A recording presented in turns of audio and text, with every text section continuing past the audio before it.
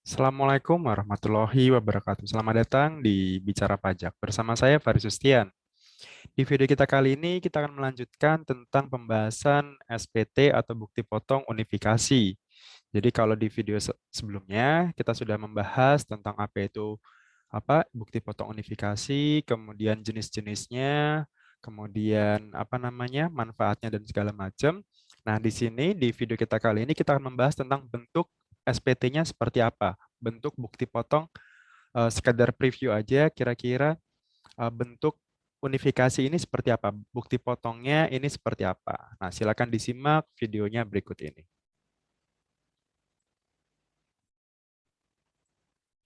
Oke, jadi kita lanjutkan tentang pembahasan SPT unifikasi atau bukti potong unifikasi ya. Nah, di sini di bentuk bukti potong atau bukti pungutnya, kita akan membahas tentang ini. Oke, yang pertama bentuk bukti potongnya itu bisa berupa format standar atau misalkan nanti dokumen yang dipersamakan. Jadi ada dua. Jadi kalau dokumen yang standar itu berarti ya yang kita create sendiri, yang kita buat sendiri di SPT atau bukti potong unifikasinya atau di aplikasinya ya nanti di eBupot. Nah, tapi kalau misalkan dokumen yang dipersamakan itu dokumen yang sudah dicetak sebelumnya atau yang kurang lebih sama tujuannya sama tapi mungkin bentuknya berbeda seperti itu. Nah, di sini bukti potong yang bersifat standar dulu, yang bersifat standar unifikasinya itu berupa bukti potong untuk PPh pasal 4 ayat 2 atau PPh final, kemudian pasal 15 ini biasanya terkait dengan pelayaran, kemudian pelayaran, penerbangan dalam negeri dan sebagainya, kemudian pasal 22 dan pasal 23.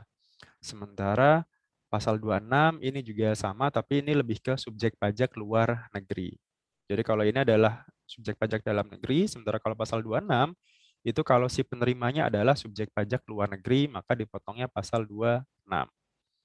Nah, sementara kalau tadi kan untuk dokumen yang dipersamakan itu merupakan dokumen yang digunakan oleh pemotong atau pemungut yang ya istilahnya itu sama aja gitu. Nah, mungkin bentuknya beda tapi kira-kira itu sama dengan yang dimaksud dengan bukti potong yang standar gitu. Contohnya kan kalau kayak faktur pajak itu kan ada ya faktur pajak yang bentuknya standar, ada juga yang dipersamakan dengan faktur pajak, misalkan bill, kemudian bill airways atau kayak tagihan Telkom dan sebagainya itu kan dipersamakan dengan faktur pajak. Nah, untuk bukti potong yang unifikasi ini yang dipersamakan contohnya ini ada atas transaksi misalkan bunga deposito, tabungan, kemudian ini biasanya perbankan ya, bunga diskonto obligasi, SBN dan sebagainya. Kemudian transaksi penjualan saham yang meliputi saham pendiri, bukan saham pendiri dan juga saham modal Ventura. Nah, ini biasanya memang yang mengeluarkan dokumen ini kan biasanya perbankan ya atau ya lembaga keuangan lah gitu. Nah, atas kalau misalkan mereka membuat apa ini ya misalkan buku tabungan nih, buku tabungan atau deposito, bunga deposito kan itu kena PPh final ya, PPh final 20%. Nah, jadi pada saat bank itu sudah memotong pajak atas bunga deposito, nah bukti pemotongan itu dipersamakan dengan bukti potong yang unifikasi gitu. Jadi bank tidak perlu membuat bukti potong lagi gitu. Tidak perlu membuat karena apa yang sudah mereka buat selama ini tentang pemotongan bunga deposito itu sudah dipersamakan dengan bukti potong yang unifikasi tadi gitu. Jadi itu kurang lebih perbedaan antara bukti potong yang standar dengan bukti potong yang dipersamakan tadi gitu. Nah, kemudian kalau misalkan yang dipersamakan itu paling sedikit memuat nama pihak yang dipotong, berarti nasabah ya, misalkan nama NPWP nasabah itu kalau memang ada dicantumkan, kemudian nomor unik transaksinya atas penghasilan yang dilakukan, kemudian jumlah PPh yang dipotong. Nah, ini contohnya buku tabungan, rekening koran, rekening kustodian, rekening efek atau dokumen yang setara. Jadi, buku rekening nasabah atau rekening korannya itu dipersamakan dengan bukti potong. Karena kan biasanya Kalau kita lihat, kalau misal kita nabung gitu ya, bunga tabungan kan sama juga, bunga tabungan itu kena PPh final. Penghasilan ya, penghasilan dari bunga tabungan itu kan PPh final objeknya. Tarifnya sendiri 20%. Makanya kalau kita print out rekening koran atau buku tabungan kan biasanya suka ada pemotongan pajak gitu. Nah, pajaknya itu 20% dan atas buku tabungan tadi itu sudah sama atau dipersamakan dengan bukti potong unifikasi yang standar. Jadi itu contohnya ya untuk yang dokumen yang dipersamakan. Nah, berikutnya kita akan melihat di sini sekedar preview bukti potong yang standar. Nah, untuk bukti potong yang standar, ini misalkan untuk PPh pasal 4 ayat 2 yang final ya, kemudian pasal 15, pasal 22 dan 23. Nah, di sini ini adalah bentuknya. Mungkin ini tidak terlalu jelas ya, karena nanti mungkin kita juga bisa praktek nanti pada saat sudah ada aplikasinya. Nah, ini bukti potongnya. Kemudian ini adalah nomornya. Nomornya sendiri itu sudah ditentukan ya. Misalkan di sini ada kode dokumen, kode seri, dan nomor urutnya. Kode 1 itu adalah untuk yang berkas, kode 2 itu untuk yang elektronik di sini. Ini berapa, kemudian di sini pembetulan atau tidak gitu. Kemudian di sini PPh final atau tidak final gitu. Ini ya, kalau misalkan PPh final kan berarti PPh pasal 4 ayat 2 ataupun pasal 15. Kalau yang tidak final itu kan PPh pasal 22 dan pasal 23. Kemudian identitas wajib pajak yang dipotong di sini, jadi ada NPWP, NIK, dan juga nama di sini. Jadi jenis pemotongannya apa? Tadi ini sesuaikan dengan pasal-pasalnya. Identitas yang dipotong, ini ya, ada NPWP atau nomor induk paling tidak, itu salah satu. Kemudian lebih bagus dua-duanya ya, jadi diisi NPWP dan NIK-nya gitu. Kemudian masa pajak, tahun pajaknya, pemotongannya kapan, kode objek pajaknya apa, biasanya kan ada kodenya ya, misalkan kayak PPh pasal 22, itu kan 4111222. Kalau misalkan PPh final itu kodenya apa? 41128 misalkan. Tuh, ini harusnya ketika kita sudah elektronik ini sudah otomatis terisi sih. Jadi kita tidak perlu mereka-reka lagi, oh ini kodenya berapa ya gitu. Tinggal kita pilih aja kode-kodenya. Kemudian dasar pengenaan pajaknya berapa? Misalkan kalau katakanlah ini PPh pasal 22 misalkan. Kan biasanya kalau 22 itu ya transaksi dengan bendahara pemerintah misalkan atau BUMN. Itu kan PPh pasal 22. Nah, dasarnya berapa? Dasar nilai transaksinya berapa? Nah, itu dituliskan di DPP di sini. Kemudian tarifnya berapa? Contohnya kalau PPh final tadi ya bunga deposito itu 20%. Kalau sewa tanah dan bangunan, misalkan kalau kita menyewakan sebuah ruko gitu, kita akan dipotong PPh pasal 4 ayat 2. Tarifnya adalah 10%. Dan macam-macam ya. Pasal 23 misalkan atas jasa itu 2%, atas sewa selain tanah atau bangunan itu 2% juga gitu. Jadi ya ini tarifnya tinggal nanti menyesuaikan aja. Kemudian PPh-nya yang dipotong berapa? Nanti kan berarti DPP kali tarif ketemu PPh-nya di sini. Kemudian dokumen sebagai dasar sebagai output dokumennya apa? Misalkan katakanlah dokumen kontrak, invoice, faktur dan sebagainya. Jadi yang mendasari bahwa kita ini memotong pajaknya itu apa? Kan biasanya kalau PPh pasal 23 ya berarti paling tidak ada invoice-nya, ada faktur pajaknya misalkan seperti itu. Untuk melihat kira-kira nilainya berapa, nilai yang harus dipotong ini berapa, gitu. Kemudian ada identitas pemotongnya di sini biasanya identitas pemotong itu sama ya NPWP, kemudian nama dan tanggal di sini, tanggal bukti potongnya kapan, kemudian di sini ada kode verifikasi atau QR code-nya. Gitu. Jadi untuk dokumen elektronik, jadi paling tidak ini biasanya letaknya di sini QR code. Kalau sudah pakai QR code biasanya itu tidak perlu di-print sebenarnya gitu. Jadi kalau sudah QR code itu kan sama aja kayak dokumen elektronik ya. Jadi tidak perlu di-print nggak masalah, tidak perlu ditandatangani ataupun di-stempel gitu. Tapi kalau mau di-print juga silakan. Ini adalah contoh bukti potong yang bersifat standar elektronik untuk tadi ya pasal 4 ayat 2, 15, 23 dan 22. Berikutnya, ini adalah bukti potong untuk PPh pasal 26. Sebenarnya mungkin isinya akan sama di sini, hanya karena 26 tadi kan PPh pasal 26 itu kan dikenakan kepada subjek pajak luar negeri. Biasanya ya ke WNA biasanya. Nah, makanya di sini ya pakainya pakainya bahasanya adalah bahasa Inggris biasanya. Jadi biar ya tahulah gitu. Oh, saya dipotong pajaknya segini nih gitu. Pasal 26.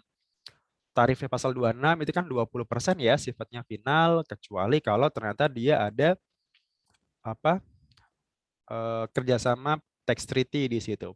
P3B dengan negara asalnya gitu. Nanti dilihat kira-kira pengenaan pajaknya di mana gitu. Tapi kalau nggak ada perjanjian tax treaty-nya ya sudah dia pakainya pasal 26 20% gitu. 20% atau ada beberapa jenis pajak yang itu tarifnya lebih rendah. Misalkan kayak bunga, bunga itu menjadi kalau nggak salah 15%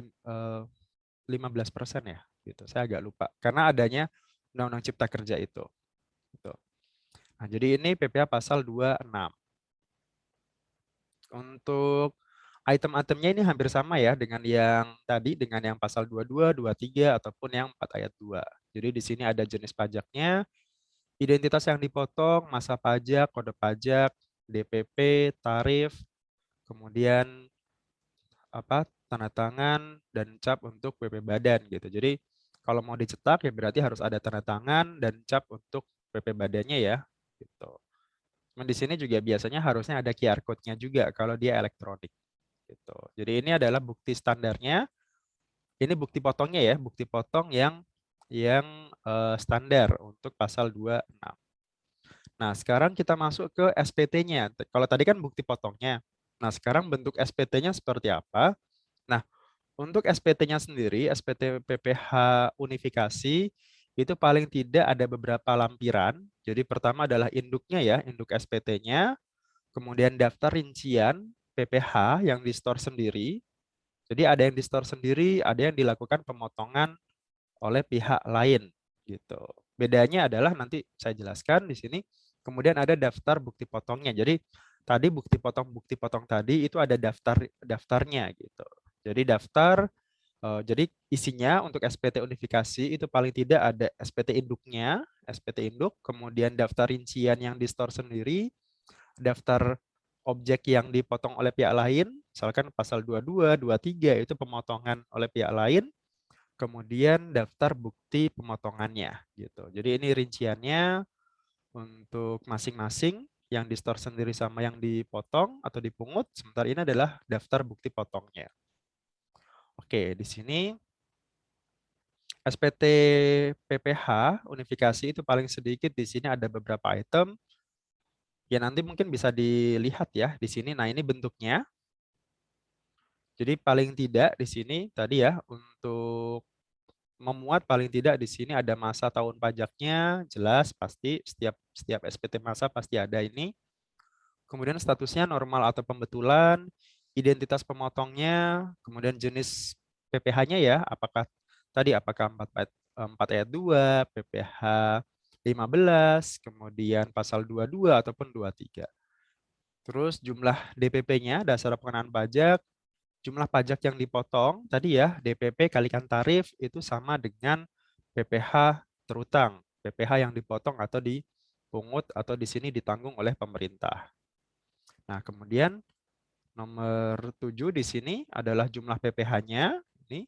Kemudian 8 adalah jumlah PPh yang di-store pada SPT yang dibetulkan. Ini ya kalau ada pembetulannya ya. Kemudian jumlah PPh yang kurang atau lebih bayar karena adanya pembetulan. Kemudian nama, tanda tangan pemotong pajaknya atau kuasanya, dan juga tanggal SPT dibuat.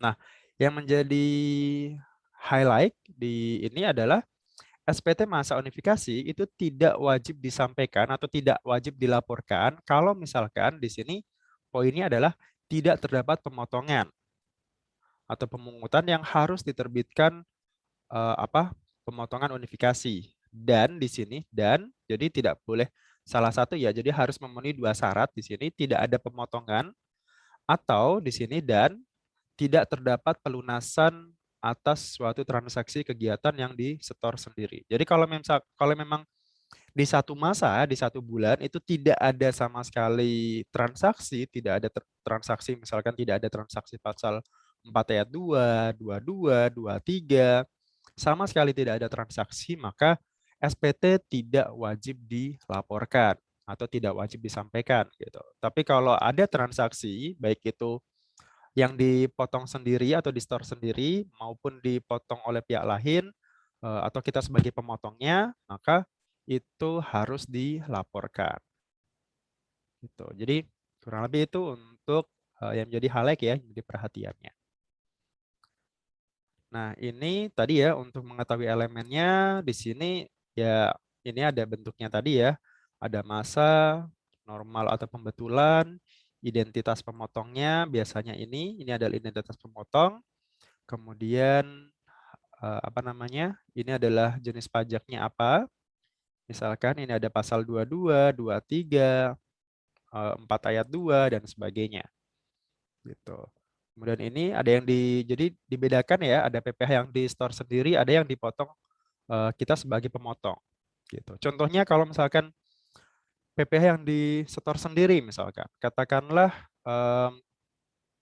contohnya itu sewa tadi, sewa tanah dan bangunan gitu. Kan misalkan kasusnya gini, katakanlah kita menyewa sebuah ruko gitu. Kita menyewa sebuah ruko. Ini asumsinya adalah WP badan ya, perusahaan. Perusahaan em, apa menyewa sebuah ruko ke orang pribadi. Misalkan ada Pak Haji siapa punya ruko kemudian disewakan gitu. Kita yang menyewa. Nah, normalnya kita kan akan memotong nih. Kita akan memotong sewa gitu. Nah, itu kalau apa namanya PPh 4 ayat 2 tadi ya, sewa tadi gitu. Tapi kalau misalkan ternyata tidak bisa distorkan gitu, tidak bisa distorkan apa ke atas nama yang menyewakan gitu, ya berarti harus store sendiri gitu. Jadi contohnya ya di sini ada 4 ayat 2, ada pasal 15 gitu. 15 itu kan kayak penerbang apa pelayaran dalam negeri itu kan kita harus store sendiri juga gitu. Oke. Kemudian ya tadi ini sudah oke, nggak terlalu jelas ya. Oh ini rekapan aja. Jadi ini adalah yang dipotong sendiri atau store sendiri ya. Store sendiri ada yang pemotongan atau pemungutan. Ini adalah rekapitulasinya. Oke, kemudian ini daftar rincian PPh yang di store sendiri. Tadi kan ada beberapa lampiran tadi kan. Lampiran pertama adalah daftar rincian PPh yang di store sendiri. Nah ini ada macam-macamnya, ada item-itemnya. Di sini yang di store sendiri itu apa saja. Biasanya PPh 4 ayat 2 ya yang final. Karena kalau yang pasal 22 ataupun 23 itu memang pemotongan atau pemungutan gitu. Di sini ada item-itemnya misalkan pengalihan hak atas tanah dan bangunan misalkan. Kemudian eh apa lagi ya? Nggak terlalu jelas. Ini ada jasa konstruksi, kemudian persewaan tanah dan bangunan tadi sewa. Terus apa lagi ya? Ada banyak di sini ya. Saya nggak terbaca. Oke, ini pasal 15. Pasal 15 juga sama. Ini sehubungan dengan pengangkutan orang pelayaran dalam negeri gitu. Jadi kalau kita punya kapal gitu, kemudian penyeberangan atau kurir atau jasa ekspedisi, nah itu PPh pasal 15. Oke, itu sekedar gambaran aja previewnya seperti apa. Kemudian di sini daftar objek untuk output untuk pihak lain. Nah, di sini untuk output pihak lain itu pemotongan PPh pasal 22 atau pemungutannya. Ini misalkan ada impor barang, kemudian transaksi dengan bendahara pemerintah, misalkan di sini, kemudian pembelian BBM dari Pertamina itu juga pasal 22, Terus pembelian dari industri tertentu, misalkan ada semen, otomotif, kemudian kayak karet gitu, itu juga dikenakan PPh pasal 22.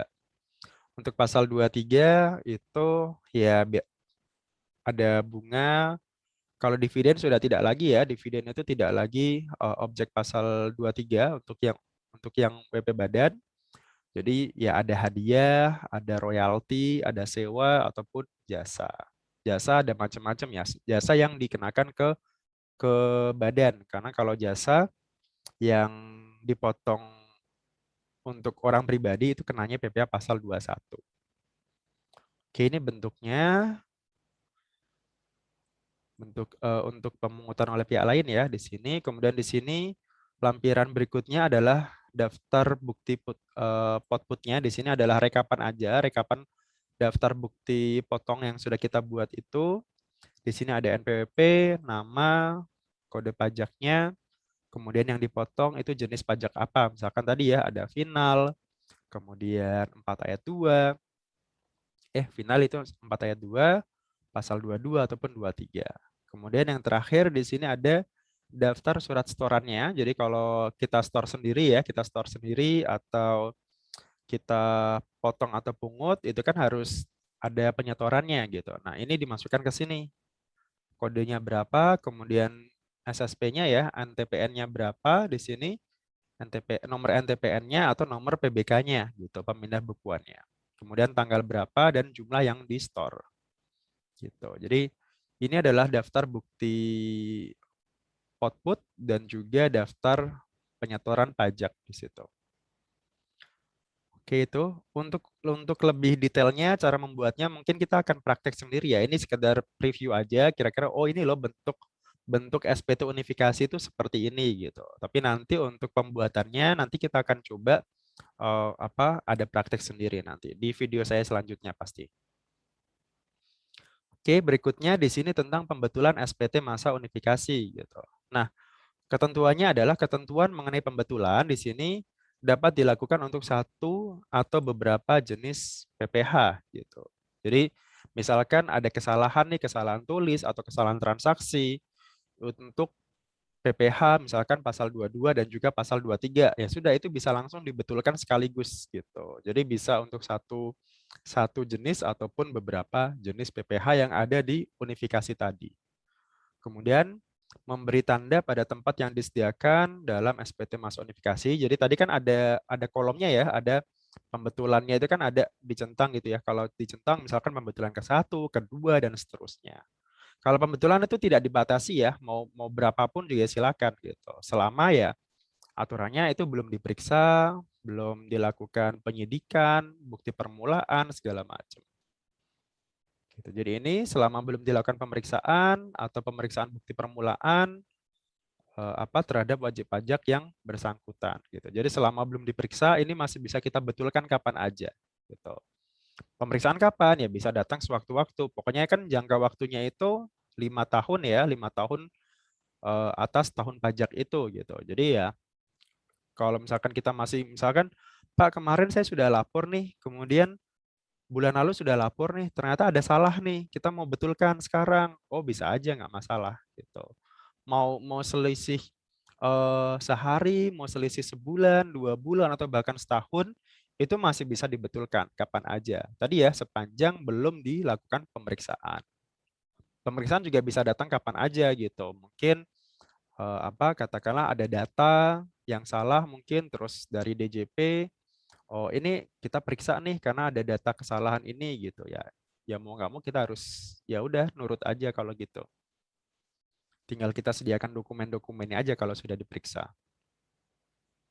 Kemudian bentuk SPT-nya yang dibetulkan itu mengikuti bentuk yang semula. Jadi ya sama ya bentuknya sama. Jadi pembetulan ataupun yang normal itu sama aja. Tinggal kodenya aja tadi yang dibedakan gitu.